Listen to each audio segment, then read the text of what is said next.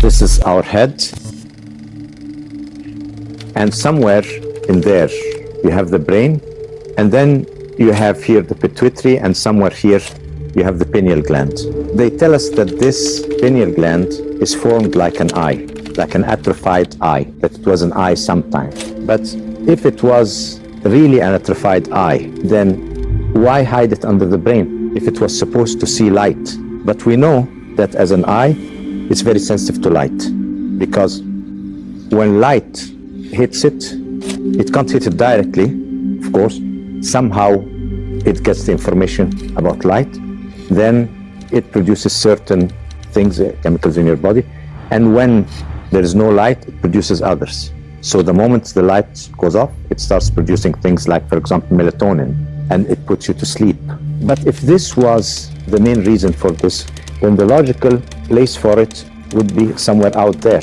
If it's an organ that senses light, the logical place for it would be somewhere where it can get the light. Or why would we need it to begin with? Because the eyes can do it for us. I mean, the eyes can sense the light and send the information to the brain. Why have something that looks like an eye that gets information from outside, but at the same time is pointing downwards under the brain? It must be, when we speak of its relationship to light. Now we are speaking about light being created in our system. We create our light. So it is sensitive.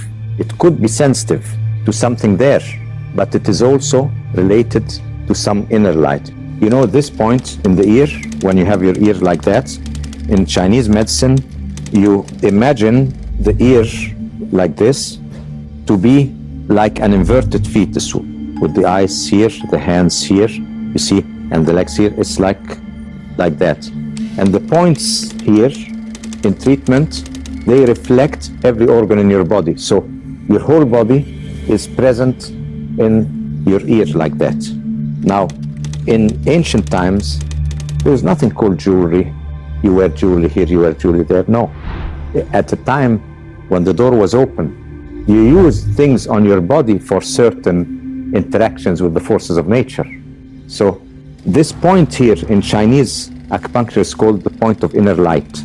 And if you put some crystals or diamonds here, that means you activate through resonance. You enter into resonance with your inner light. So your inner vision gets activated. And when they had the priestesses, the young priestesses in the temples, one of the way to activate their inner vision was to put any type of crystal or diamond here, depending on what you wanted to do, you see. Today, you find people piercing everywhere. Now that's very, very dangerous.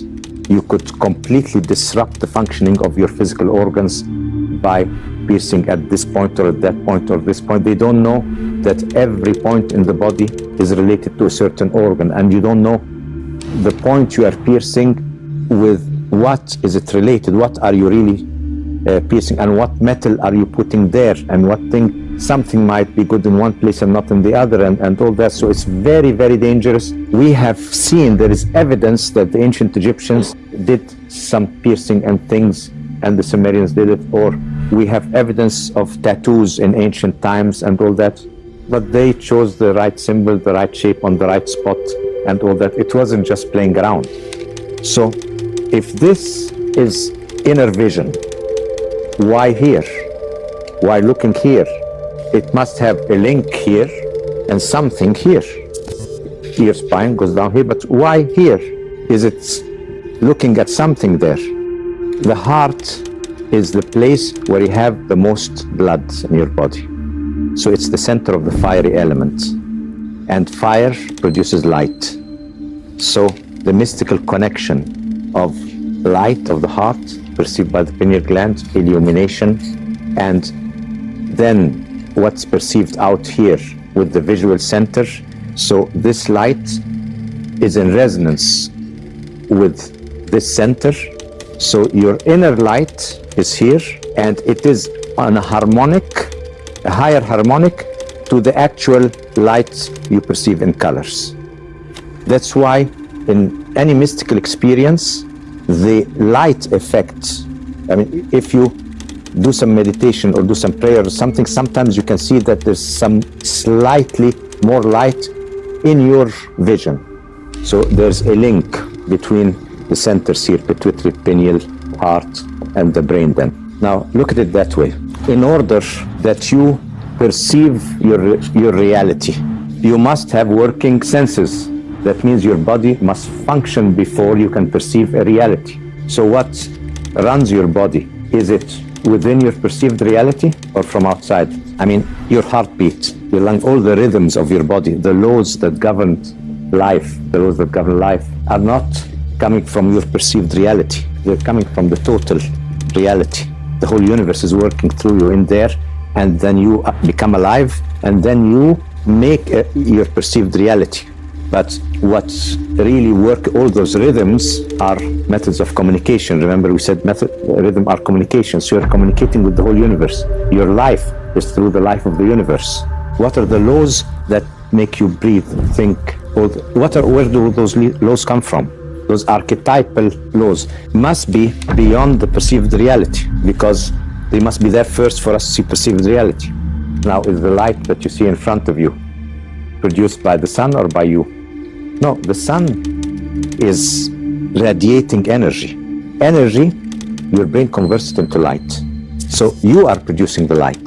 So if you want to see your inner light, it's in front of you. You see, it's right in front of you there. You are producing this perceived reality. It's produced in your brain. I'll tell you something. When you close your eyes and you dream, or when you visualize, does the picture you visualize, whether you're awake or does it have colors and light and everything? Does it? Okay, that means you produce your own light. So all the senses are created in the brain. So you are only taking 5% of the whole. So if you can only perceive 5% of the whole, how can you assume that you are translating the whole reality out there? No way. That's why we call perceived reality. If I make my reality, I'm like a projector, you know. When you go to the movies, you watch the screen, and then in front of you there on the screen, you see the film, don't you? You have to see the film out there, and you think the film is out there. Is the film out there? No, where is the film? No, it's in the projector. I mean, where is the film that you see out there? It's a roll of film in the projector. But you think it's out in front of you there, because it is projected there. What projects it? Light. Light. I'm taking another example. I'm going a step further. Now we went to the step after you produced it in your brain. Now we're taking the next step, you see. The next step is, after you produced in your brain, you have to project it outside. Because this reality, if it's not projected, it's not, you don't feel it as your environment. So the senses do not only capture information, it's not a one-way street.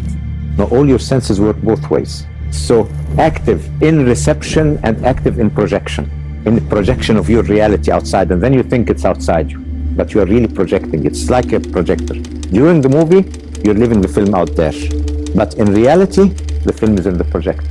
See, and the light is taking it out there. It's projected outside. So the projector is your brain, the film is in it, and you project it outside. Now, the act of projection and the act of producing light and all that, you see, takes energy. So a projector, if you keep it running for a long time, it will heat up. Same thing with you.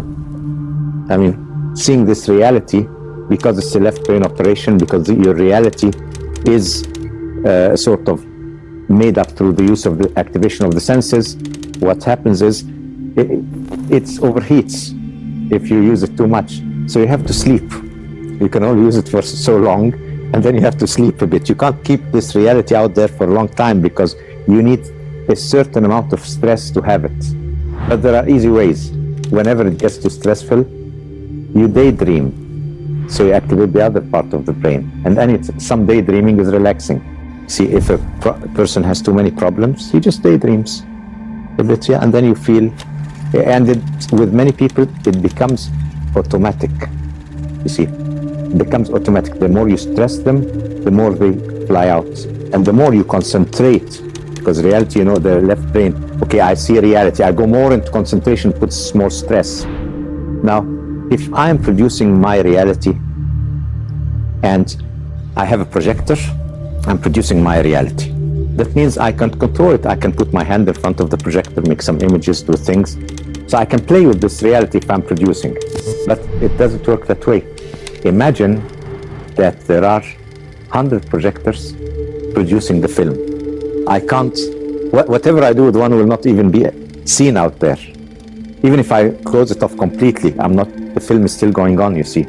So it's like, if I have one instrument with one string, and I hit the string, I can stop it and the sound goes away. But now if I have a musical instrument, and I hit one string, and that's my string, and then stop it, the sound will not stop. Resonance. So the reality through resonance becomes solid.